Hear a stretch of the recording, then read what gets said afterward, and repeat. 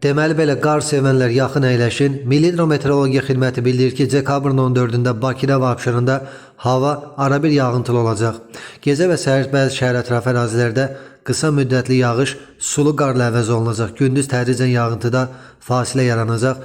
Güclü şimal-qərb küləyi gündüz şimal-şərq küləyi ilə əvəz olunacaq. Temperatur gecə 2-4, gündüz 4-6 dərəcə isti, atmosfer təzyiqi 770 mm civə sütunu olacaq. Naxçıvanda da sabah gün ərzində arabir yağış yağacaq. Gecəyə doğru bəzi yerlərdə sulu qar yağacaq. Temperatur 4-7 dərəcə isti olacaq.